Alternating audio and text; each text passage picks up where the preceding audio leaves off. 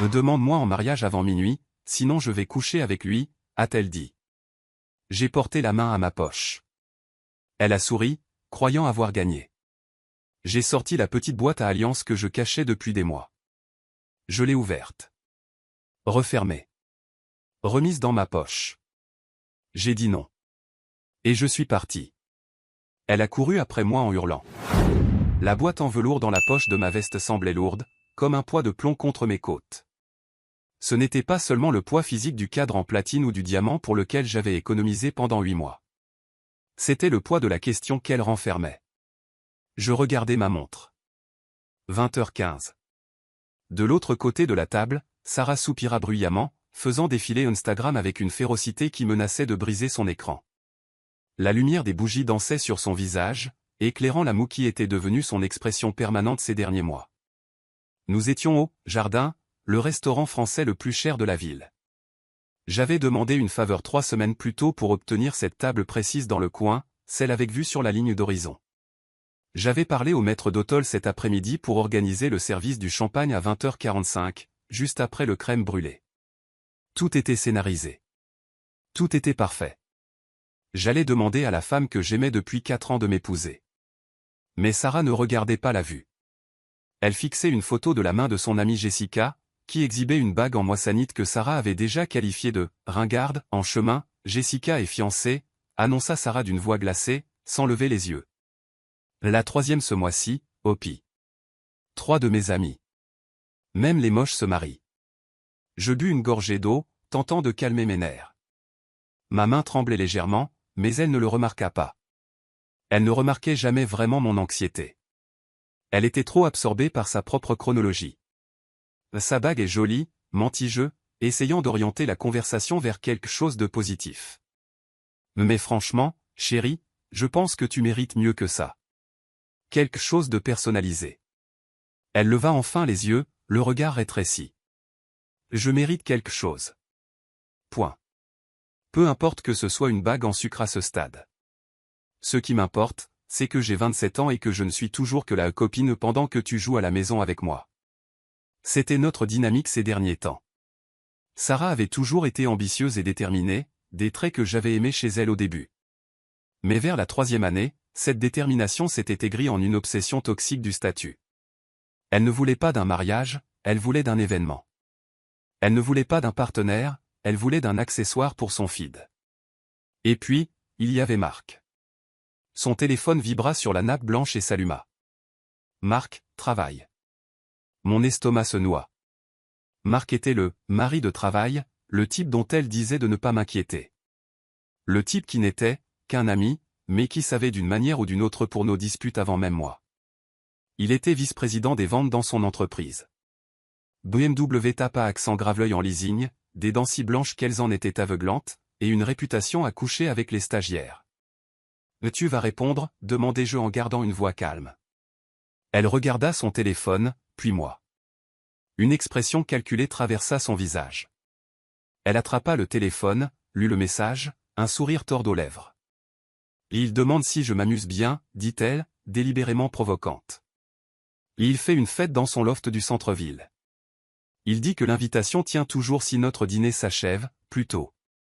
Nous célébrons notre anniversaire, Sarah, dis-je, ma patience s'effilochant. Pourquoi t'envoie-t-il des messages pendant un dîner romantique ? Parce qu'il me prête attention, lui, rétorqua-t-elle, suffisamment fort pour que le couple à la table voisine tourne la tête. Il sait ce que je vaux. Il me dit tous les jours que s'il avait une femme comme moi, il ne la laisserait pas attendre pendant 4 ans dans un entre-deux. Il s'engagerait. Je sentis la petite boîte contre ma poitrine. L'ironie était étouffante. Si elle avait attendu seulement 30 minutes de plus, si elle avait arrêté de m'attaquer une seconde, elle aurait vu que je ne la laissais pas dans un entre-deux. J'essayais de lui offrir la perfection. Je ne te laisse pas dans un entre-deux, dis-je doucement. Je prends cette relation au sérieux. C'est pourquoi je ne précipite pas les choses. Je voulais que nous soyons stables financièrement. Je voulais que nous soyons prêts. Stable, ricana-t-elle, crachant pratiquement le mot. Tu es obsédé par la stabilité, Hopi. C'est ennuyeux. Marc n'est pas ennuyeux. Marc prend des risques. Marc vit l'instant présent. Elle but une longue gorgée de vin, vidant son verre, puis le reposa sur la table avec un claque sec. Elle se pencha en avant, les yeux froids et durs. Ça suffit, Hopi. J'en ai marre d'être celle qui attend. Marre d'inventer des excuses à ma famille. Marre de voir tout le monde commencer sa vie pendant que je suis coincé avec un homme qui a besoin d'un tableau Excel pour décider de son petit déjeuner. Sarah, s'il te plaît, dis-je en jetant un regard autour de nous. Baisse la voix. Non, siffla T.L. Je vais te donner un ultimatum. Car clairement, tu ne me respectes pas assez pour agir sans que je te force la main. Elle pointa un doigt parfaitement manucuré vers moi. Tu me demandes ma main aujourd'hui, maintenant, avant que nous quittions ce restaurant. Si je n'ai pas de bague au doigt à minuit, je prends un Uber pour le loft de Marc. Et je ne reviens pas. L'air semblait s'être figé dans la salle. Je la regardais, attendant une faille dans son expression, un signe qu'elle plaisantait ou se défoulait seulement. Mais il n'y avait rien d'autre que de l'arrogance. Elle ne menaçait pas seulement de partir, elle menaçait de me tromper. Elle avait déjà tout préparé. Elle avait échangé des messages avec Marc pendant notre dîner d'anniversaire, combinant probablement tout cela. « Tu es sérieuse ?» demandai-je. « Tu me menaces de coucher avec Marc si je ne te demande pas en mariage maintenant ?»« Je te dis que j'ai des options, » dit-elle, se renversant dans sa chaise et croisant les bras. Marc me supplie de lui donner sa chance depuis des mois. Il dit qu'il me traiterait comme une reine. Alors, à toi de jouer. Fais un pas en avant ou sors de mon chemin. Quelque chose en moi se brisa.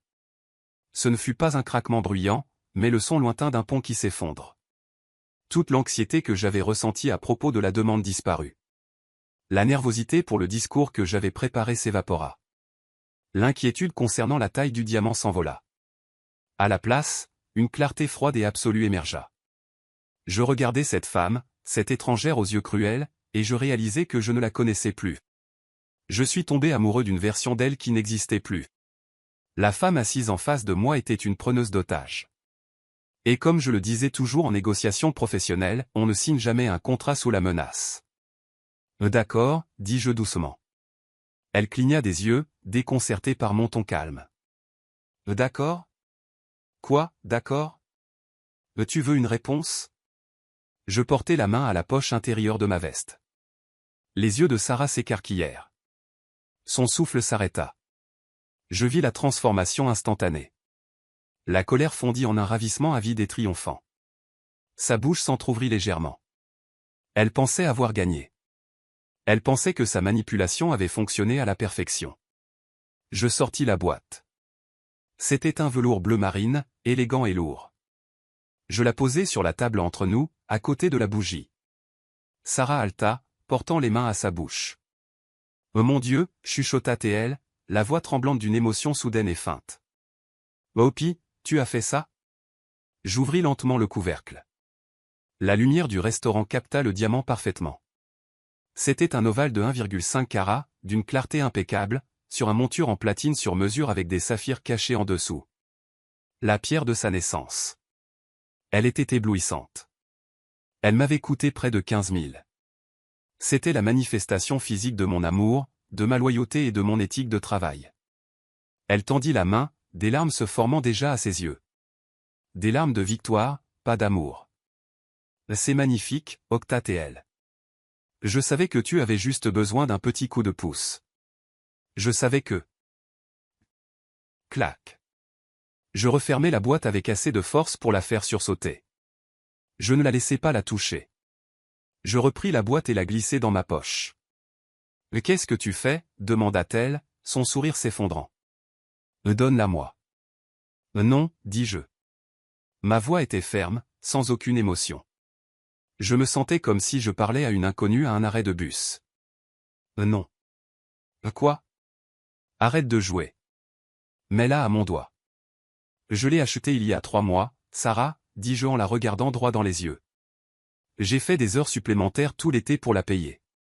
J'ai demandé une faveur pour obtenir cette table. J'ai prévenu le serveur d'apporter le champagne dans 10 minutes. J'allais te demander de passer ta vie avec moi parce que je pensais que tu étais ma partenaire. Je ne savais pas, balbutia T.L., le visage blêmissant.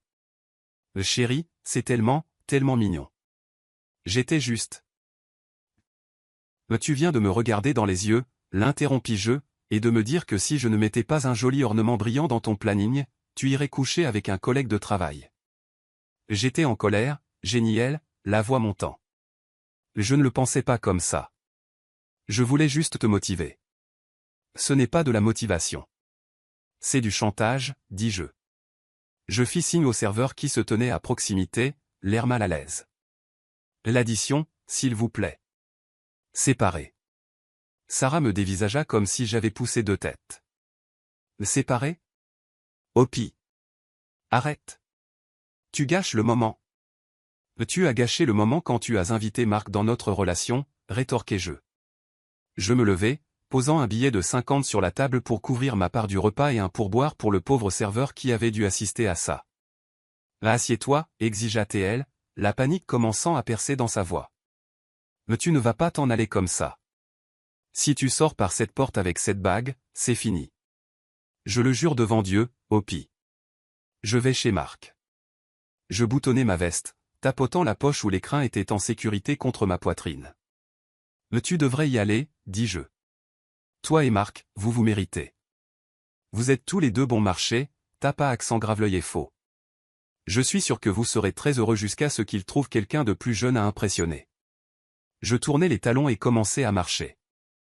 Opi, hurla-t-elle. Opi, reviens ici. Ne t'avise pas de me tourner le dos. Je ne me suis pas retourné. Je sortis du jardin, dans l'air frais de la nuée, pour la première fois en 4 ans, je ne sentis plus le poids écrasant de ses attentes. Je me sentis simplement libre. Je montai dans ma voiture, bloquai son numéro et commençai à conduire. Je ne rentrai pas chez moi. J'allais au seul endroit qui avait du sens, un hôtel calme de l'autre côté de la ville. Je pensais que le plus dur était passé.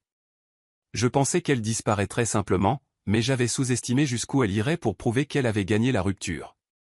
Le cauchemar ne faisait que commencer, mais au moins j'avais la bague.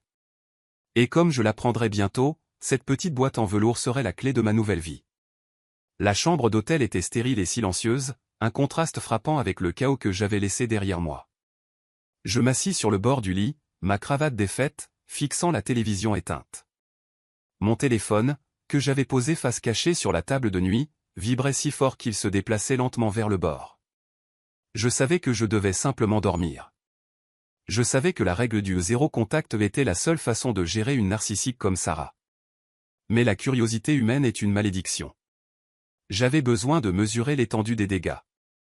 Je saisis le téléphone. 17 appels manqués. 34 messages. La progression des messages était une étude fascinante de manipulation. 20h45, réponds, s'il te plaît. Tu exagères. 20h52, je ne le pensais pas. J'étais juste stressé. Ne gâche pas notre anniversaire à cause d'un commentaire idiot. 21h15, réponds au téléphone, au pays. Tu me fais honte.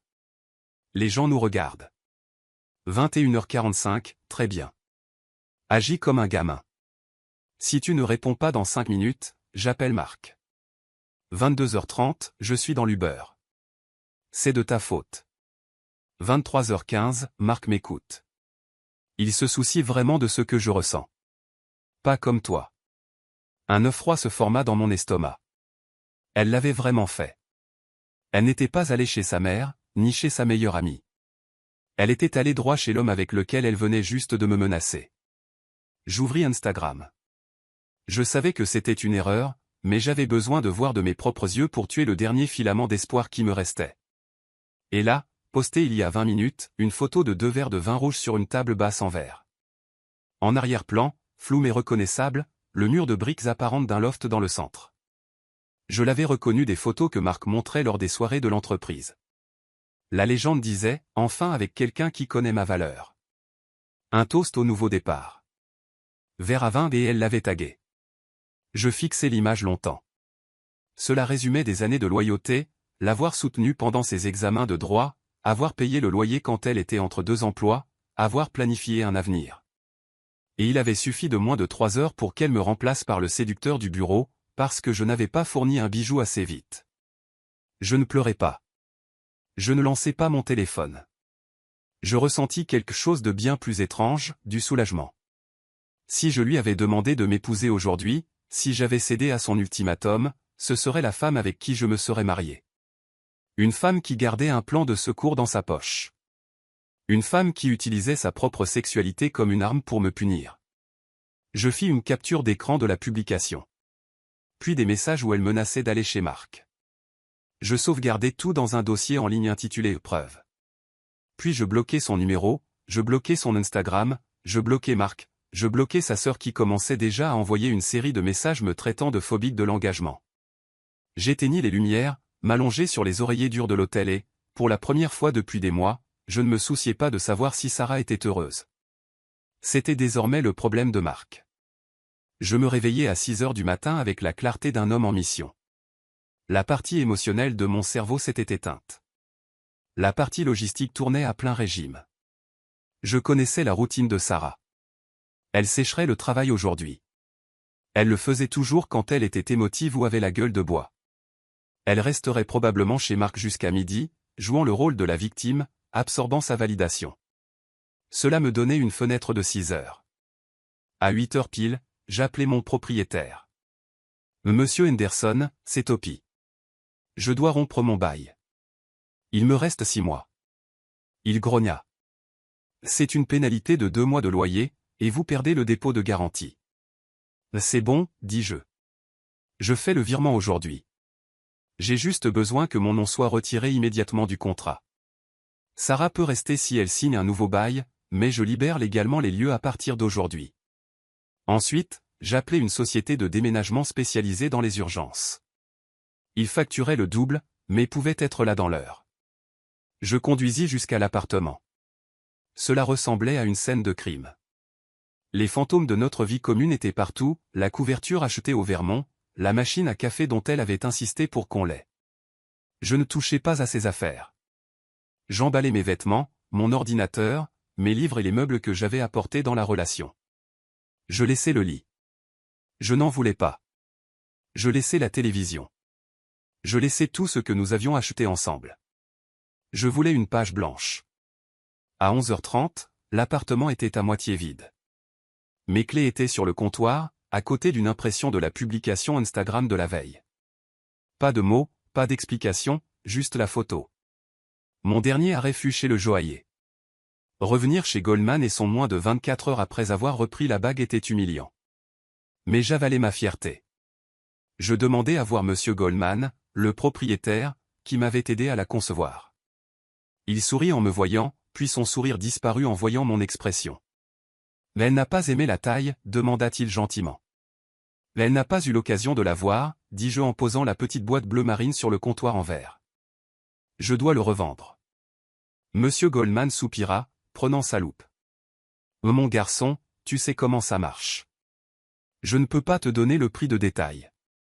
Une fois que c'est sorti de la boutique. » Je sais, l'interrompis-je. La valeur du marché. Donnez-moi juste un chiffre. Il l'examina un moment, calculant mentalement. Je peux te donner 9 000 $. Peut-être 9 500 si je fais fondre le montage et ne garde que la pierre. J'avais payé près de 15 000. Une perte de 5 000 $ en moins d'une journée. Dans tout autre contexte, cela aurait été un désastre financier. Mais là, je fis un autre calcul. Un divorce m'aurait coûté la moitié de mes biens. Une pension alimentaire, des paiements mensuels pendant des années. Un mariage m'aurait coûté bien plus. Faites, dis-je. 30 minutes plus tard, je ressortais avec un chèque. Je n'achetais pas de Ferrari. Je n'achetais pas de Rolex. J'utilisais l'argent pour payer la pénalité du bail. Je l'utilisais pour l'acompte d'un appartement moderne d'une chambre dans un quartier calme de la ville, un endroit sans briques apparentes et sans souvenirs. Et avec les 3 000 $ restants, je réservais un vol en solo pour l'Italie, la semaine où nous étions censés être en voyage de fiançailles. Mon téléphone vibra à nouveau lorsque je montais dans la voiture. C'était notre ami commun, Dave. Dave, mec, Sarah est en train de péter un câble. Elle dit que tu as disparu et que tu l'as laissé dehors. C'est pas cool, mec. Elle pleure à chaudes larmes. Sarah avait lancé sa campagne de narration. Elle était la victime. J'étais le monstre cruel qui l'avait abandonnée. Je n'argumentais pas. Je n'écrivis pas un paragraphe pour me défendre. J'envoyais simplement à Dev 2 images, le message où elle disait « Propose-moi avant minuit ou je vais chez Marc ». Et la photo Instagram chez Marc 2 heures plus tard. Des points de suspension apparurent alors que Dev tapait. Puis disparurent. Puis revinrent. Dev, putain. Oublie. Tu as évité une balle, mon frère. Je gère le groupe. Je posai mon téléphone sur le siège passager. Je conduisis jusqu'à mon nouvel appartement vide. Je m'assis sur le sol et commandai une pizza. Ce fut le meilleur repas que j'ai mangé depuis des années. Je pensais être libre. Je pensais qu'elle resterait avec Marc et vivrait sa vie améliorée. Mais j'avais oublié un détail, Marc ne cherchait pas une épouse, il cherchait du divertissement. Et Sarah était sur le point de découvrir que l'herbe n'est pas plus verte de l'autre côté. Elle est juste en plastique, peinte au-dessus d'une fosse septique. Ils disent que l'herbe est plus verte là où on l'arrose. Sarah a appris à ses dépens qu'elle est aussi plus verte au-dessus d'une fosse septique luxuriante, vibrante, pleine de merde. Je passais cette première semaine en Italie à boire du vin sur la côte amalfitaine, éteignant mon téléphone par tranche de 12 heures. Ce fut le bouton de réinitialisation dont j'ignorais avoir besoin. À mon retour, je me sentis différent, plus léger. Le fantôme de la relation s'estompait plus vite que prévu, surtout parce que sa trahison avait cautérisé la plaie instantanément. Mais pendant que je me reconstruisais, Sarah s'effondrait. J'ai appris toute l'histoire par Dev en buvant une bière un mois plus tard. Il ne voulait pas me la raconter, mais après 3 IPA, il n'a pas pu se retenir. Apparemment, l'ère Marc a duré exactement 3 semaines. La dynamique a changé au moment où Sarah est apparue dans le loft de Marc cette nuit-là avec son sac de nuit. Marc était un type qui aimait la chasse. Il aimait le frisson illicite de séduire la copine d'un autre homme près de la fontaine à haut du bureau. Il aimait le boost d'ego d'être le meilleur choix. Il n'aimait pas la réalité d'avoir une petite amie. Lorsque Sarah s'est retrouvée célibataire et assise sur son canapé en cuir, attendant une relation, le fantasme s'est évaporé. Elle a commencé à exercer sur lui la même pression qu'elle exerçait sur moi. Elle voulait définir la relation. Elle voulait qu'il arrête d'envoyer des messages à d'autres femmes. Elle voulait emménager parce que son bail se terminait. Moi, j'avais accepté son ultimatum. Marc, étant le joueur corporatif typique, n'a pas donné d'ultimatum. Il s'est simplement éclipsé. Il a commencé à travailler tard. Il est parti en voyage d'affaires inexistant. La fin est venue quand Sarah a trouvé une notification d'une application de rencontre sur son téléphone. Elle lui a crié dessus, utilisant le même discours, « Sache ma valeur », qu'elle m'avait servi. La réponse de Marc n'a pas été de se recroqueviller ou de s'excuser. Il a ri. Selon les rumeurs du bureau, il a dit « Sarah, tu as trompé ton petit ami de 4 ans pour être avec moi. Pourquoi te ferais-je confiance? Tu es du divertissement, pas un engagement. » Il l'a mise à la porte de son loft à 2 heures du matin un mardi. Comme elle avait brûlé les ponts avec moi et que nos amis communs avaient vu les preuves que j'avais envoyées à Dev, elle n'avait nulle part où aller. Elle a dû retourner vivre chez ses parents en banlieue, un destin qu'elle considérait pire que la mort. Mais le pire pour elle n'a pas été la rupture, mais de réaliser ce qu'elle avait abandonné. Dev m'a dit qu'une semaine après que Marc l'ait quitté, Sarah est allée chez Goldman & Son pour essayer de savoir si j'avais vraiment acheté une bague ou si je bluffais avec une boîte vide. Monsieur Goldman, loyal jusqu'au bout, n'a pas donné les spécifications. Il a simplement dit, il était tellement excité de te le donner. C'était une des plus belles pierres que j'ai vendues cette année. Dommage qu'il ait dû la revendre. Elle savait. Elle savait qu'elle avait échangé une bague de fiançailles en platine sur mesure et un homme loyal contre une aventure de 3 semaines avec un type qu'il avait enregistré dans son téléphone sous Sarah, travail. J'ai cru que ce serait la fin. J'ai cru que la honte la tiendrait à distance. J'avais tort. Le désespoir est une drogue puissante, et Sarah était en surdose. 6 mois ont passé. J'allais bien. J'avais perdu 15 kilos, surtout parce que je cuisinais mes propres repas au lieu de commander la nourriture à emporter que Sarah voulait toujours. Mon compte en banque se portait mieux. J'avais même commencé à fréquenter une pédiatre nommée Hélène, une femme qui, lors de notre 3e rendez-vous, a insisté pour diviser l'addition parce que nous sommes une équipe. Je sortais de la salle de sport un mardi soir, mes écouteurs sur les oreilles, encore sur ma petite montagne d'endorphine après avoir battu mon record au développé couché. Hopi. Attends. Je me suis arrêté, abaissant mes écouteurs autour de mon cou. Sarah se tenait près des supports à vélo. Elle semblait diminuer. La femme arrogante et sûre d'elle du jardin avait disparu. Elle portait un vieux survêtement, les cheveux en chignon désordonnés, et avait l'air de ne pas avoir dormi depuis des semaines. « Salut, Sarah, dis-je. » Mon pouls n'a pas accéléré. Mes mains ne tremblaient pas. J'ai attendu la colère, mais elle n'est pas venue. Je n'ai ressenti qu'une pitié distante et étouffée. « Bon, on peut parler ?» demanda-t-elle, se serrant les bras. « Juste 5 minutes. »« Je promets. »« Je ne pense pas que ce soit une bonne idée, » dis-je en me dirigeant vers ma voiture pour la déverrouiller. « S'il te plaît, » supplia-t-elle, faisant un pas pour bloquer la portière. Ses yeux étaient humides. « J'ai besoin que tu saches que je suis désolé. J'ai tout gâché, Hopi. J'ai tout gâché d'une manière si horrible. » Je soupirai, m'appuyant contre la portière. « Mais tu n'as pas gâché, Sarah. Tu as fait un choix. Il y a une différence. » J'étais perdu, sanglota-t-elle. J'étais insécure, et Marc me soufflait toutes ces choses à l'oreille, et j'ai paniqué. Je pensais que tu me menais en bateau. Je ne savais pas que tu avais une bague. Cela aurait-il fait une différence, demandai-je. Oui, bien sûr que oui. Elle me regarda avec des yeux suppliants et écarquillés. Si j'avais su que tu allais demander, je ne l'aurais jamais regardé. Je voulais être ta femme. J'ai ri. C'était un son sec, sans humour. Et écoute-toi, dis-je doucement. Tu dis que ta loyauté a un prix. Tu dis que si j'avais sorti un diamant 5 minutes plus tôt, tu ne m'aurais pas trompé. Ce n'est pas de l'amour, Sarah. C'est une transaction. Elle recula comme si je l'avais giflée. Je t'aime. Je t'aime encore. Marc n'était rien. C'était une erreur. Tu me manques. Notre appartement me manque. Tu me manques. Elle tendit la main pour toucher mon bras. Je fis un pas en arrière. Il n'y a plus de nous, dis-je fermement.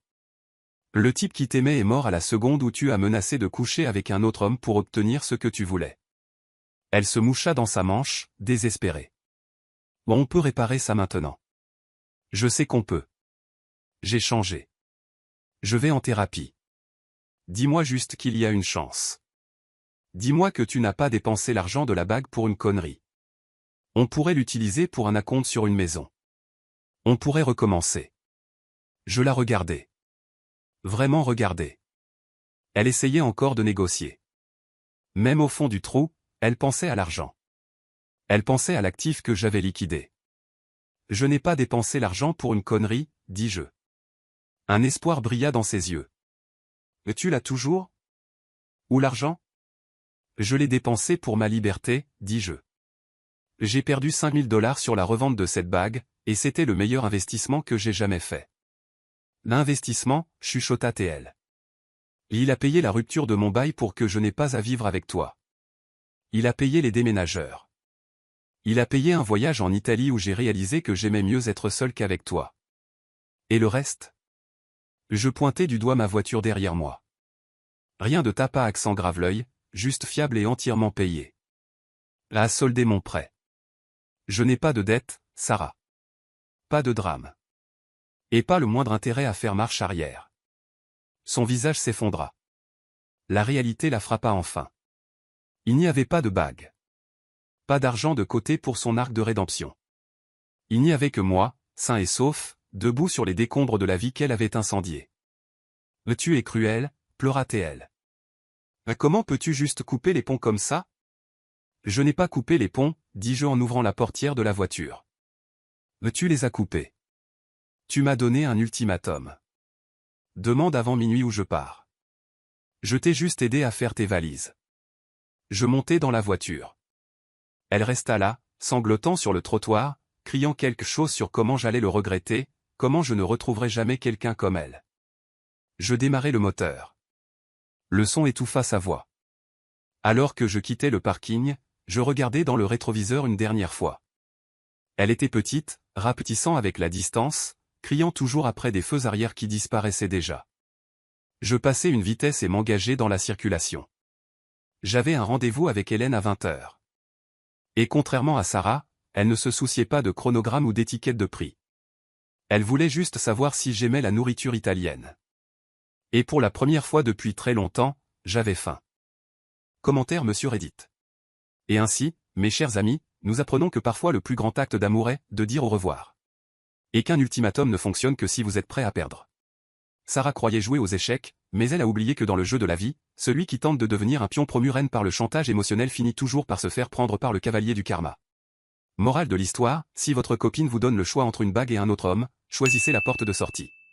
La bague, on peut la revendre. La paix de l'esprit, elle, est inestimable.